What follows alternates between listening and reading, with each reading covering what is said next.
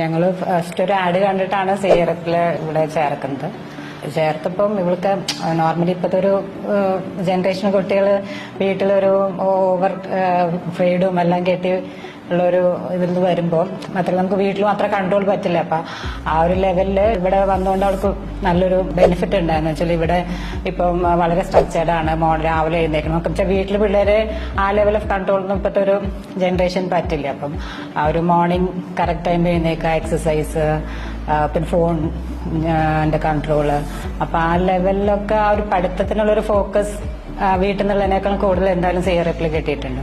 പിന്നെ ഒരു major benefit feel ചെയ്തത് അവരുടെ ഒരു എക്സാം പ്രാക്ടീസ് ആണ്.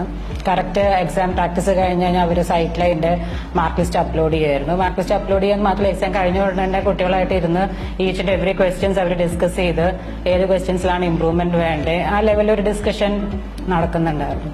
പിന്നെ സൈറ്റിലാണെങ്കിലും ആ മാർക്ക് ലിസ്റ്റ് അപ്ലോഡ് ചെയ്യുമ്പോൾ നമുക്ക് കാണാം ഈച്ച് ആൻഡ് എവറി ക്വസ്റ്റ്യന്റെ എതിരെ അവർ എന്താണ് ഇംപ്രൂവ് ചെയ്യേണ്ടത് ആ ലെവലിൽ ഒരു റിമാർക്സും കൂടെ എഴുതും. അപ്പം ഈ ഓരോ കുട്ടിക്കും അത്ര ഒരു പേഴ്സണൽ അറ്റൻഷൻ കൊടുത്തിട്ട് തന്നെയായിരുന്നു അവര് ആ ഒരു ഇത് ചെയ്യുന്നുണ്ടായിരുന്നു. അപ്പൊ നല്ല സപ്പോർട്ട് സാർമാരെ കയ്യിൽ നിന്നും ഭാഗത്തുനിന്നും അവർക്ക് ഉണ്ടായിട്ടുണ്ട്. കഴിഞ്ഞ 2 പ്രാവശ്യം എഴുതിയപ്പോഴും ചില സബ്ജക്റ്റുകളൊക്കെ തീരെ ഫണ്ടമെന്റൽസ് ഒക്കെ ക്ലിയർ ആകാത്ത ഒരു അവസ്ഥ ഉണ്ടായിരുന്നു. അത് ഇവിടെ വന്ന ശേഷം